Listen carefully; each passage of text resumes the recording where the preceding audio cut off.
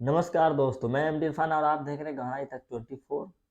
आज मैं चर्चा करने जा रहा हूँ कतर में जो है भारतीय पूर्व सैनिक जो रिटायर्ड पूर्व सैनिक है उनको फांसी देने की घोषणा हो चुकी है कतर के सरकार के द्वारा। और ऐसा इसलिए हुआ है क्योंकि हमारे देश में जिस तरह से पिछले कई वर्षों से अंधभक्तों के द्वारा यानी अंधभक्तों के द्वारा जो बयानबाजी हो रहा है, इसके वजह से हमारा जो पड़ोसी देशों से रिश्ता है या अरब मुस्लिम देशों से रिश्ता है वह धीरे धीरे खराब होते जा रहा है। और भारत जो है वह पड़ोसी देशों से बहुत कुछ लेता भी है और यहाँ से बहुत कुछ जाता भी है। यानी आपको हम इतना कह सकते हैं कि भारत का जो रिश्ता है यह अरब देशों से बहुत अच्छे हैं और यह कई वर्षों से अच्छा रिश्ता चल रहा है। भारत उनको खाद्य पदार्थ देता है और अरब देश सब जो है इनको बदले में तेल देता है।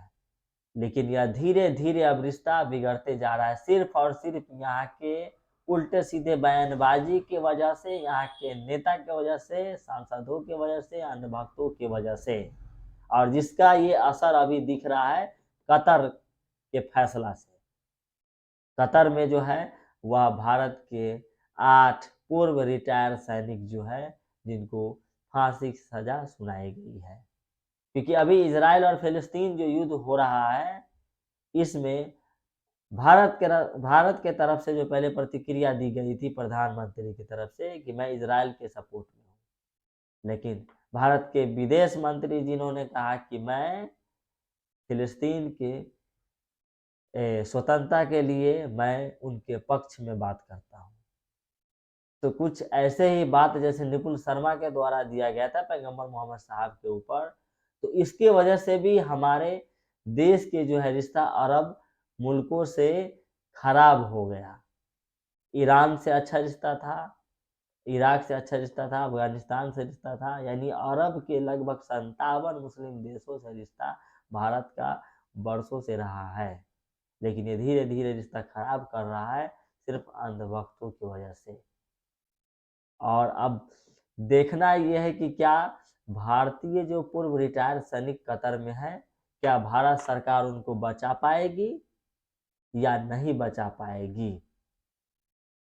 और पूरी दुनिया जो है वह फिलिस्तीन का सपोर्ट कर रहा है। इसमें हमारे देश के प्रधानमंत्री भी शुरू से फिलिस्तीन के सपोर्ट में रहे हैं, लेकिन अभी कुछ हालात ऐसे हो गए हैं जिसके वजह से ऐसा बयानबाजी उनके ट्विटर हैंडल से हुआ है कि हम इजराइल के साथ हैं। लेकिन भारत के विदेश मंत्री साफ साफ कह दिया है कि मैं निष्पक्ष फिलिस्तीन के स्वतंत्र की मांग करता हूँ। तो हमारे अंधभक्तों को समझना होगा कि आपके वजह से हमारा विदेश नीति जो है वह धीरे धीरे खराब होती जाएगी। जहाँ तक प्रधानमंत्री जो हमारे हैं नरेंद्र मोदी, वो विदेश नीति को धीरे धीरे संभाल रहे हैं, मुस्लिम देशों में जाकर व्यापार को अच्छा कर रहे हैं, लेकिन इनके नेताओं के द्वारा करतूतों के द्वारा जो है हमारे देश की विदेश नीति खराब होती जा रही है। इस पे ध्यान देना होगा हमारे प्रधानमंत्री को, विदेश मंत्री को, कि इस तरह से हरकतें न करें। क्योंकि अरब देशों से बहुत सारा फायदा भारत को हो रहा है और भारत से अरब देशों का फायदा हो रहा है। लेकिन वही चीन जो है वह अरब देशों की तरफ धीरे धीरे बढ़ता जा रहा है। एशिया में वर्चस्व बनाने के लिए जो है वह चीन बढ़ते जा रहा है, लेकिन वो भारत धीरे धीरे पीछे होता जा रहा है। यहाँ पर भारत को भी आगे आना होगा, क्योंकि एशिया महादेश के पश्चिमी देश सब जो है अरब ममालिक, उनसे भारत का रिश्ता अच्छा था और आज भी अच्छा है, लेकिन कुछ वजह से खराब होते जा रहा है, जिसके वजह से जो है कतर में यह फैसला आया है।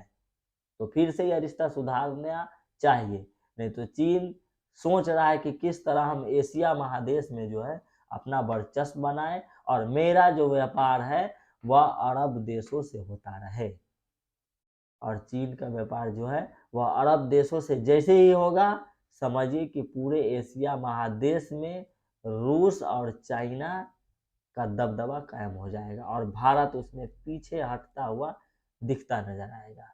इसमें भारत को सोचना है कि किस तरह से हमारी देश नीति को तैयार करना है, और हमारे जो अंधभक्त है किस तरह से हमारे देश में उल्टा सीधा बयानबाजी के तरह से हमारा जो राष्ट्रीय अंतर्राष्ट्रीय छवि जो है वो हमारा खराब हो रहा है। तो आप इस पे क्या राय देते हैं, नीचे प्रतिक्रिया दीजिएगा, आप कमेंट भी कीजिएगा, और चैनल को सब्सक्राइब भी कर दीजिएगा और शेयर भी कर दीजिएगा। जब तक के लिए जय हिंद, नमस्कार।